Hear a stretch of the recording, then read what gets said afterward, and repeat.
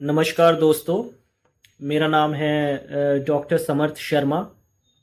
और मैं बेसिकली मैं साइकेट्री और मेडिसिन करता हूँ अपनी प्रैक्टिस में। I am a general practitioner. मैं साइकेट्री और मेडिसिन के केसेस डील करता हूँ, उन्हें ट्रीटमेंट देता हूँ।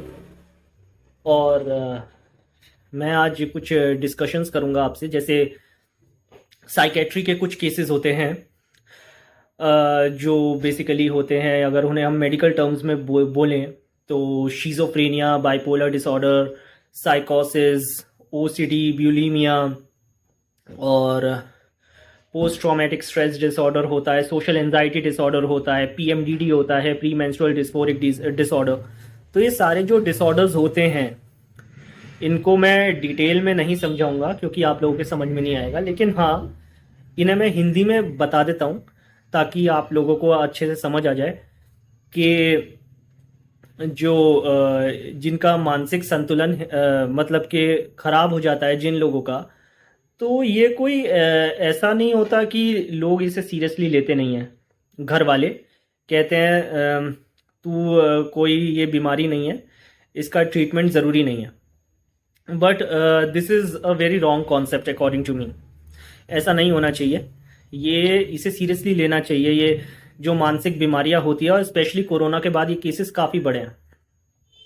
तो प्लीज़ आप लोग इसे सीरियसली लें, क्योंकि मानसिक बीमारियों की अगर आप मेडिसिन्स लेंगे और काउंसलिंग करवाएंगे तो उससे काफ़ी ज़्यादा बेहतर फील करता है पेशेंट। ठीक है।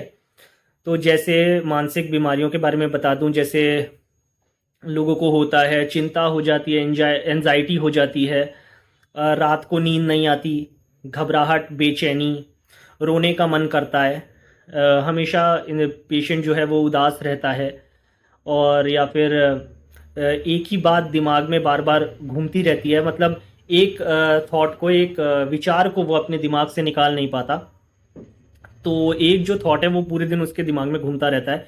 ऐसा करके ओसीडी होती है, जैसे एक काम को वो बार बार करता रहता है ना। ज़रूरत से ज़्यादा वो साफ सफाई रखता है, या किसी भी काम को परफेक्ट करने की कोशिश करता है ना। परफेक्शन होता है उसके अंदर, तो किसी भी काम को वो परफेक्ट करने की कोशिश करेगा, या एक काम को वो बार बार करेगा। जैसे काउंटिंग करेगा कि मैं 10 बार बोलूँगा तो 10 बार में ही मैं सेटिस्फाई होऊंगा, उससे पहले नहीं होऊंगा। तो ये जो चीज़ें होती हैं, दिमाग में एक चीज़ बार बार घूम रही है पूरे दिन, वो थॉट आप निकाल नहीं पा रहे अपने दिमाग से, और रोने का मन कर रहा है आपका, या आत्महत्या के ख्याल आ रहे हैं आपको, या आत्महत्या का प्रयास कर रहे हैं आप आत्महत्या का प्रयास कर रहे हैं, या भीड़ से डरना, भीड़ से डरते हैं कुछ लोग, जिसे सोशल एंजाइटी डिसऑर्डर कहते हैं।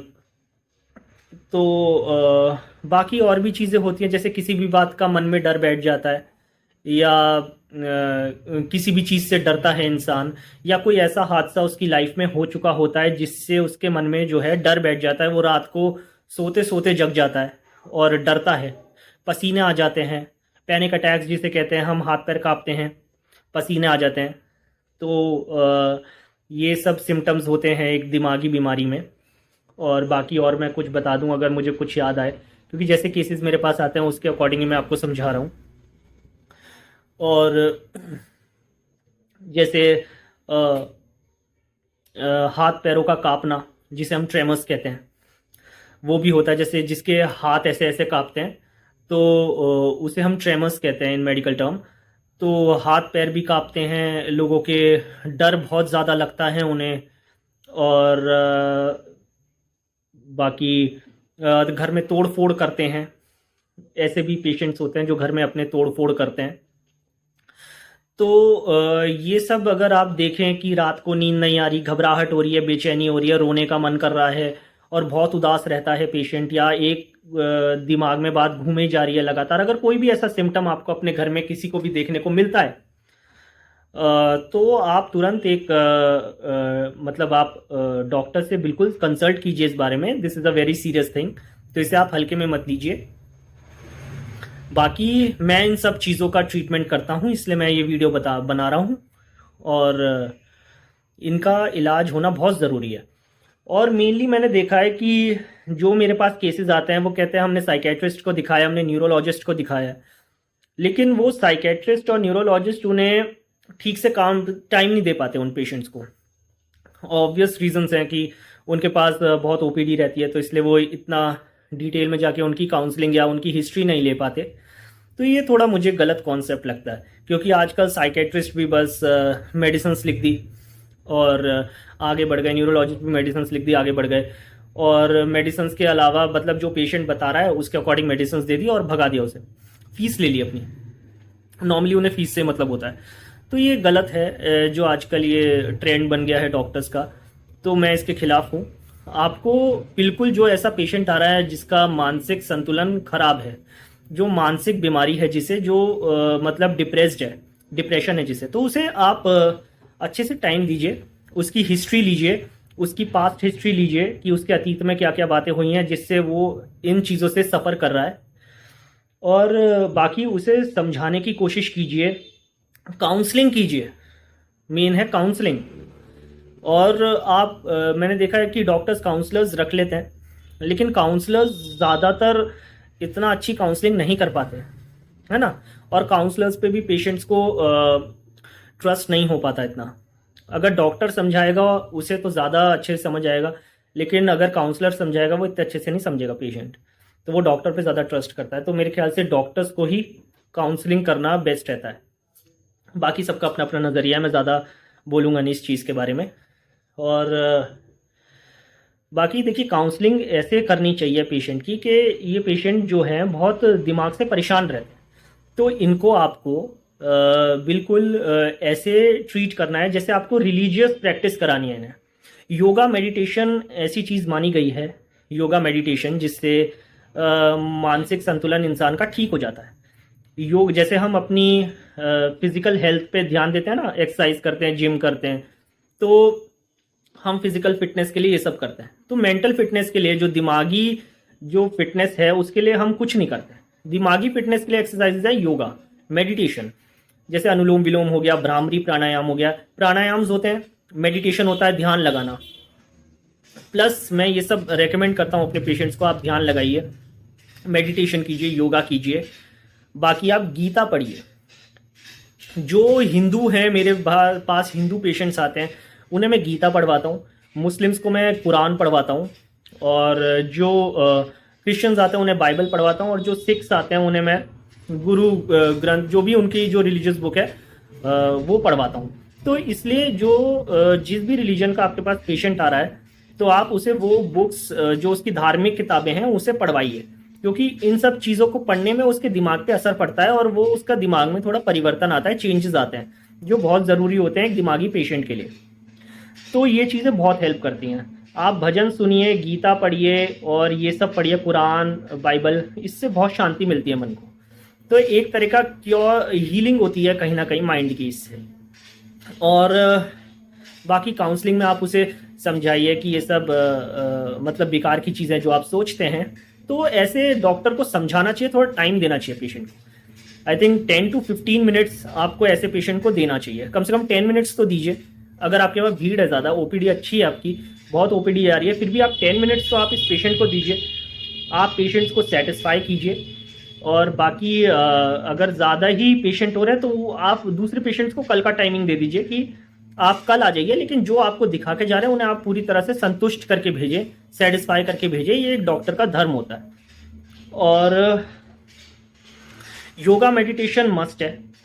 आप देखिए, दवाइयाँ अपना काम कर, दवाई लेना भी बहुत ज़रूरी है। शुरुआत में कोई योगा मेडिटेशन की प्रैक्टिस नहीं कर सकता जो दिमागी तौर पे बीमार होता है, जो दिमाग से परेशान होता है, वो शुरुआत में योगा मेडिटेशन नहीं कर पाएगा। उसके लिए आपको मेडिसिन्स की ज़रूरत पड़ेगी। गीता भी उसे समझ नहीं आएगी, कुरान भी समझ नहीं आएगी, कुछ समझ नहीं आने का उसे। तो बेसिकली ये चीज़ होती है कि आप मेडिसिन्स अपना काम करती हैं, और ये जो गीता और कुरान, ये जो रिलीजियस बुक्स हैं, ये जो रिलीजियस प्रैक्टिसेस हैं जो मैं करवाता हूँ अपने पेशेंट्स को, वो अपना काम करते हैं। तो इन चीज़ों की अपनी वैल्यू है मेडिसिन्स की, और योगा मेडिटेशन की अपनी वैल्यू है। तो इन चीज़ों से इंसान का दिमाग कंट्रोल हो जाता है। और योगा मेडिटेशन सब कर सकते हैं, हर धर्म के लोग कर सकते हैं। ये ब्रीदिंग एक्सरसाइजेज होती हैं योगा में, और मेडिटेशन इज जस्ट लाइक ध्यान लगाना है आपको। और बिल्कुल बहुत काम कर देता है ये इंसान को। मैं खुद मेडिटेशन करता हूँ क्योंकि मैं इतने पेशेंट्स के साथ डील करता हूँ जो मानसिक तौर पे बीमार होते हैं।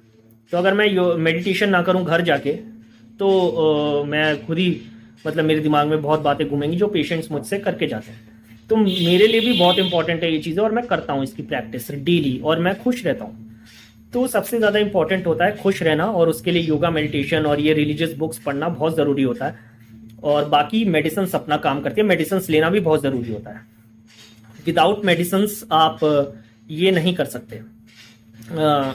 बुक्स भी समझ नहीं आएंगी आपको अपनी रिलीजन की, और बाकी आपको योगा मेडिटेशन में भी ध्यान नहीं लगेगा। तो मेडिसिन जब खानी शुरू करेंगे उसके बाद आप ये सारी प्रैक्टिसेस करेंगे तो काफ़ी असर होगा आपके दिमाग में। बाकी आप योगा टीचर भी घर पे बुला सकते हैं, वो आपको प्रैक्टिस करवा सकता है। बाकी आप मुझसे कैसे मिल सकते हैं या मेरा क्या टाइमिंग है, उसके लिए मैं आपको अपना एड्रेस और फ़ोन नंबर शेयर कर दूंगा। तो आप मुझसे कभी भी फ़ोन पे बात कर सकते हैं, और फ़ोन पे आप अपॉइंटमेंट ले सकते हैं। मैं आपकी अच्छे से काउंसलिंग करके आपको मेडिसिन प्रिस्क्राइब करूंगा, और इस चीज़ को आप सीरियसली लीजिए। तो मैं अपनी पर्सनल डिटेल्स आपको शेयर कर दूंगा, और कमेंट में भी अगर कोई मुझसे कुछ पूछना चाहे तो मैं उसका जवाब दूंगा। बाकी ख्याल रखिए आप सब अपना, और मेरे से अगर आपको मिलना है, मेरे से अगर आपको अपना ट्रीटमेंट करवाना है, तो मैं आपको अपना पर्सनल नंबर शेयर कर दूँगा। आप मुझे पर्सनली फ़ोन करिए और मैं आपको अपना टाइमिंग बता दूंगा, आप उस टाइम पे आ जाइए, और बिल्कुल आप बिल्कुल ठीक हो जाएंगे, बेफिक्र रहिए। मैं बिल्कुल एक एक पेशेंट को बहुत ध्यान से देखता हूँ, क्योंकि मानसिक बीमारी एक बहुत बड़ी बीमारी होती है। तो इससे अगर आप किसी को क्योर करते हैं तो पुण्य आपको ही लगता है, किसी का अगर आप दिमाग ठीक करते हैं तो पुण्य आपको ही लगता है, उसका फल भी आपको ही मिलता है। तो एक डॉक्टर को अपना जो धर्म है वो निभाना चाहिए। सिर्फ पैसा कमाने से कुछ नहीं होता, अगर पेशेंट ठीक होना चाहिए। ठीक है, इस भावना से अगर हम प्रैक्टिस करेंगे तो पूरी दुनिया खुश रहेगी, पूरी दुनिया में खुशहाली आएगी। बाकी मैं अपनी पर्सनल डिटेल्स आपको शेयर कर दूंगा। किसी को अगर मुझसे मिलना हो या कुछ भी डिस्कस करना हो फ़ोन पे, या वीडियो कॉलिंग भी करूँगा मैं, वीडियो कॉलिंग पे भी अगर आपको मुझसे कुछ पूछना हो तो ऑनलाइन भी आऊँगा मैं। और उसके बाद आपको अगर पर्सनली मुझसे मिलना हो और मुझसे अपनी काउंसलिंग करवानी हो या मेडिसिन्स लेनी हो, तो उसके लिए भी मैं आपके लिए हमेशा तैयार हूँ। आप मुझे कांटेक्ट कभी भी कर सकते हैं, मैं सब डिटेल्स आपके साथ शेयर कर दूँगा। ठीक है, नमस्ते।